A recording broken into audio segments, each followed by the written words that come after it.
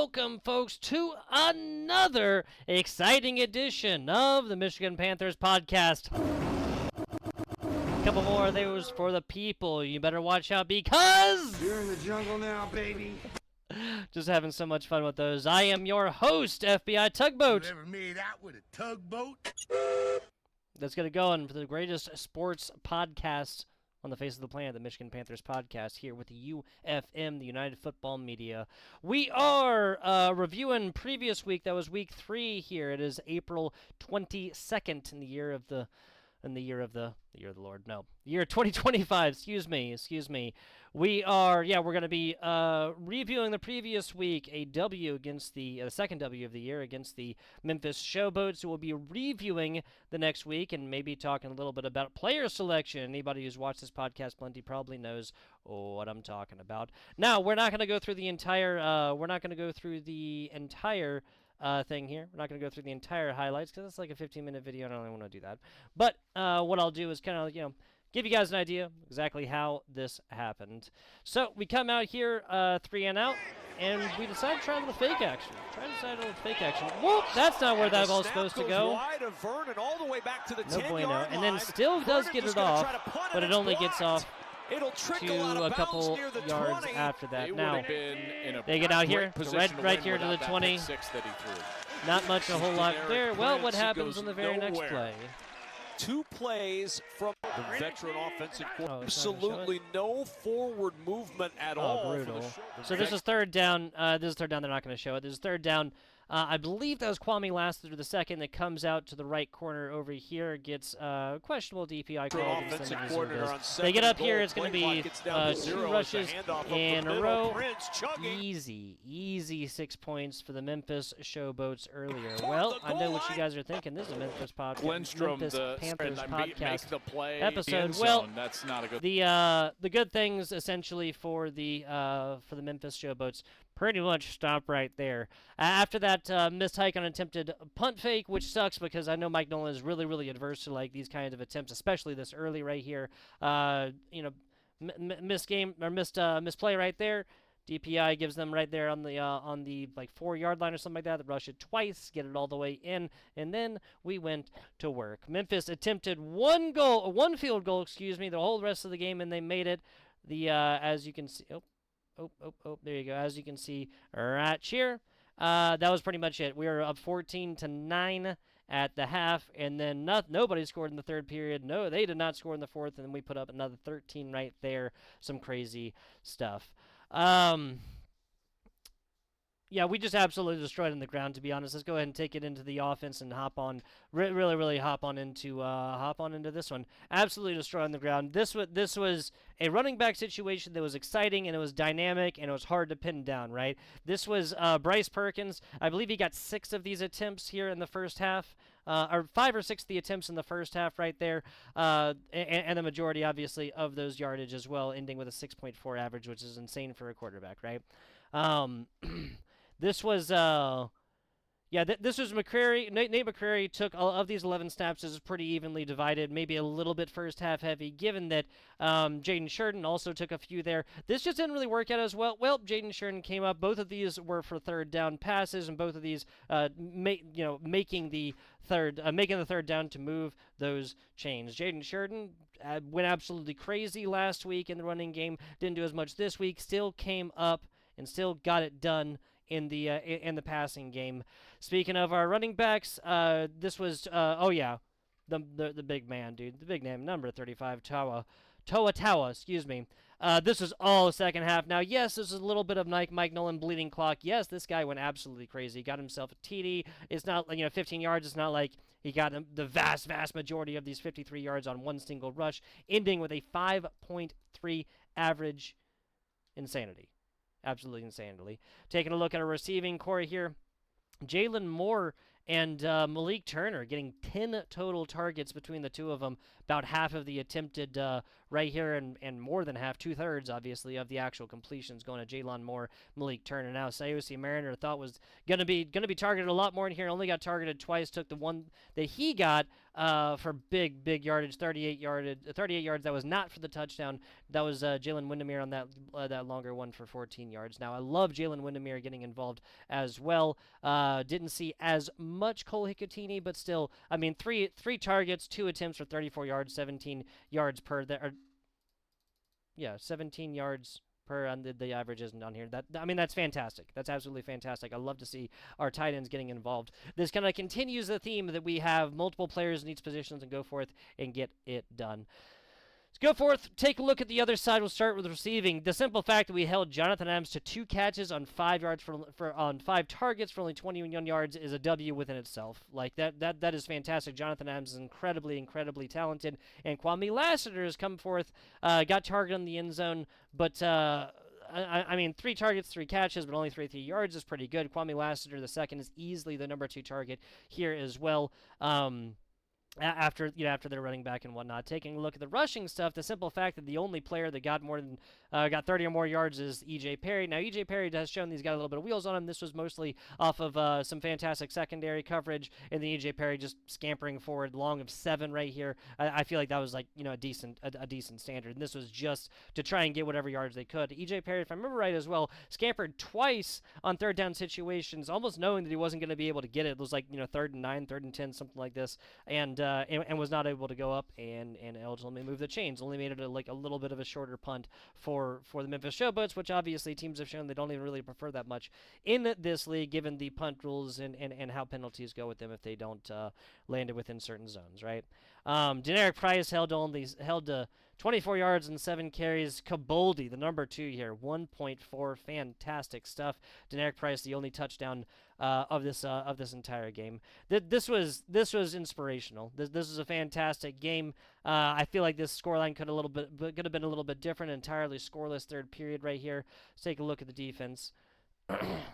Was this interception? This was a wonky interception. I'll give him that. Tarpley kind of comes down. Ball comes in. Both the receiver and Tarpley hit the ground. Receiver makes initial contact. Ball doesn't hit the ground, so there's no possession. The receiver doesn't retain possession really. So it's just a live ball kind of carrying over his chest, and then basically just lands in Arnold Tarpley. He sort of flips over it, but you see on replay that it doesn't touch the ground, so it's a fair interception. Let's see. They did not get any sacks whatsoever. Only 1 tackle for loss. We did get a couple of sacks in there. Frank Ginda is our darn defense. Crazy stuff. Kedrick Whitehead Jr. as well. Also showing up in the top 10 defensive players of the league as well, with Michigan obviously having 2 of those. Some fantastic stuff. Was that 6 tackles for losses? So 4 of those would be on running backs. 2 of those would be on the various quarterbacks, right? Because they played Troy Williams and they played DJ Perry. Let's take a look actually. Yeah, just not a whole lot getting done with either of them. 50% on both. Interception for E.J. Perry. Granted, that was more of the receiver's fault. If you don't get it, obviously you need to bat this down. But holding all of their, obviously anything above 3.3, right? 3 yards, cloud and dust, yada yada. Anything above 3.3 is good. The fact that we held their starting running back to under that on 7 attempts is just fantastic. They obviously had to throw the ball a lot more towards the end, and we dominated the time of possession and whatnot too. This was a great game. Memphis is unfortunately looking a little bit lost.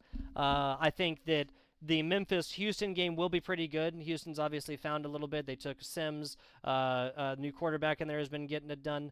Can run as well, Henderson, right? So that'll be an interesting game. I'd love to see Memphis come on top and there not to be. DC lost likely, so there's no more undefeated teams. I'd love to see coming out of week 5, excuse me, no loss or no winless teams as well. I'd love to see Memphis get it done. I'm not exactly sure.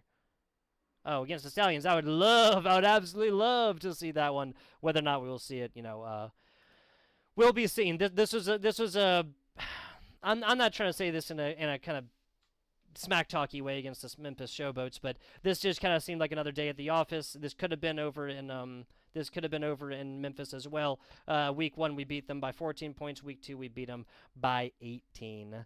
That's gonna be it for our review. Let's go ahead and look to the future, and then to week Number 5, we will be traveling to St. Louis, to the Battle Dome, to the one, maybe DC as well, but to the one team truly that you can say there's a definitive home field advantage in the form of fans that show up to that stadium. They pack it all the time. We all know that. Got to be ready for it. Let's just talk about it again. There's more stuff going on and on about how Danny Etling will be back, so we'll be splitting carries, splitting snaps, and I just don't understand this. I've kind of memed online that I was going to go forth and go through all these numbers and eventually not stop until I find some number that Danny Etling comes out on top of, because everybody else can see it. Bryce Perkins is possibly the best quarterback in this entire league and definitely better than Danny Etling. 15 rushes.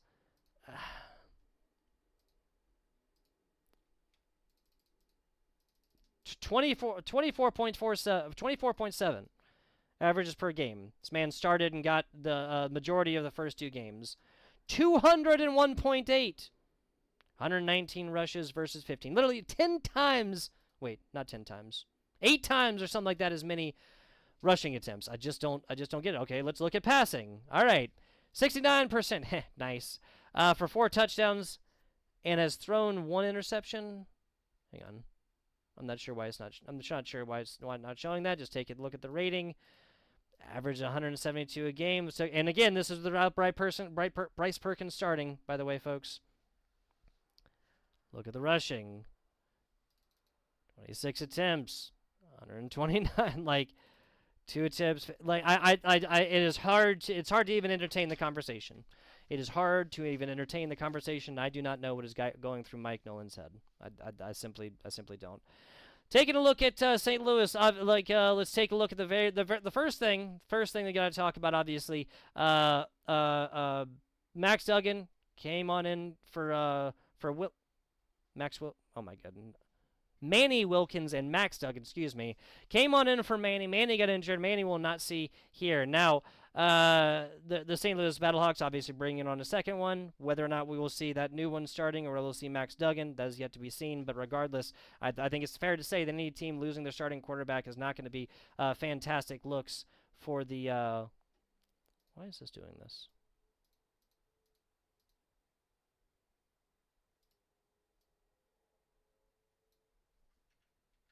Okay, it's because it's a little bit too big. There you go. Sorry about that, guys. We'll fix it in post, or not, right? This is my podcast. I'll do whatever I want. Ha ha ha! Taking a look at these. So Max Duggan will probably get the start. They have another quarterback coming on into there for St. Louis to sling the rock. Max Duggan looked absolutely lost against a similar Arlington defense. Similar when I say similar to Arlington defense, I mean to us. Pretty high up when it comes to various numbers and rankings. Arlington's defense. Arlington's defense, Michigan's defense, DC sort of, but really Michigan is the third one there, like definitively. Birmingham, like a little bit, as well. Their defense has kept them in games which they otherwise would have lost. So Perkins might not get the whole game, which would be absolutely terrible. But the RB question for us is just absolutely fantastic, right?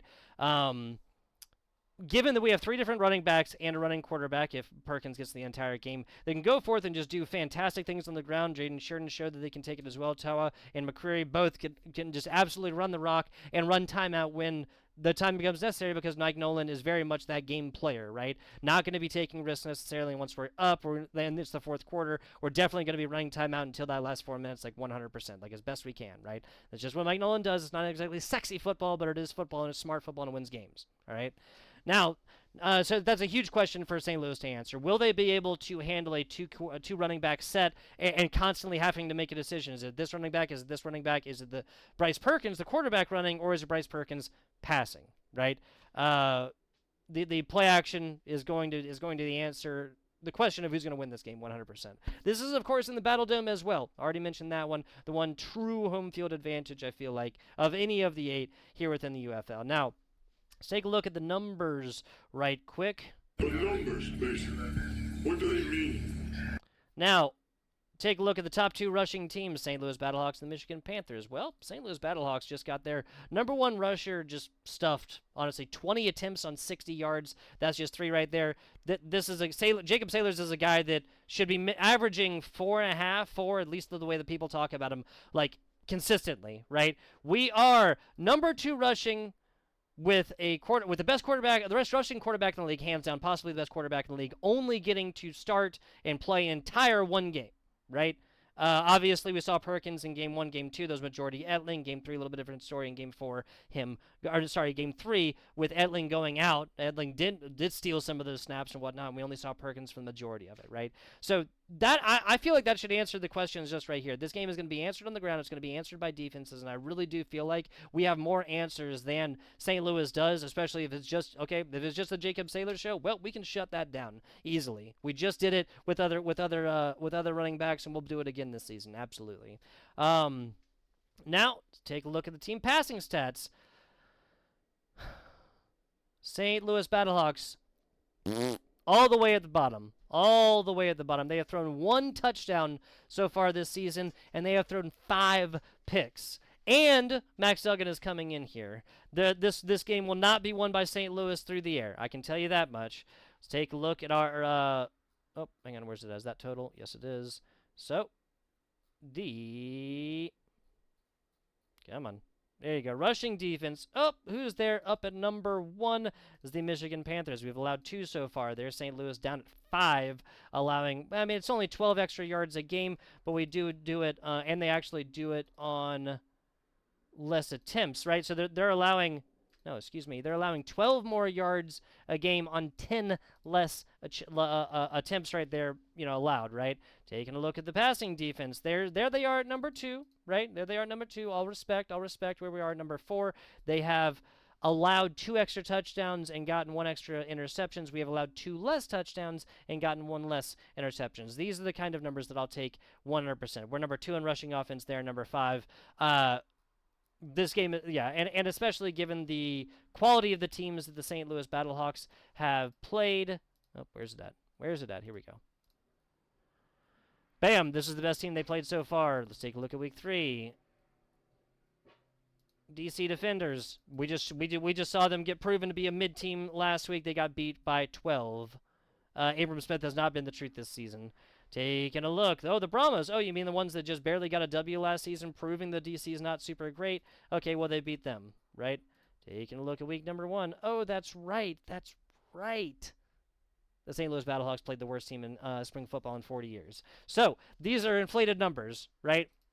That's what I'm looking at. That's what I'm squawking about. And that's why the Michigan Panthers are going to I don't want to say destroy, but they're definitely going to handily beat this. I could see it coming down to like a 3 or 4 point game. For anybody interested, we opened at underdogs, like 1.5 point underdogs, something like this. But I think the numbers speak for themselves right here, and especially given the fact that they're going to be bringing in a new quarterback, whoever that is. I think this is going to be a good game. Definitely think that Michigan is going to win, and I have not been. I think Michigan is going to win if Bryce Perkins gets 90% of the snaps, right? Otherwise, this will be like almost a lost game by ourselves, shooting ourselves in the foot, not playing. Hands down best quarterback, or hands down best rushing quarterback, possibly the best quarterback in the league, period. This has been an episode of the Michigan Panthers podcast. I'm here with the UFM, the United Football Media Group, taking a look. Captain's log.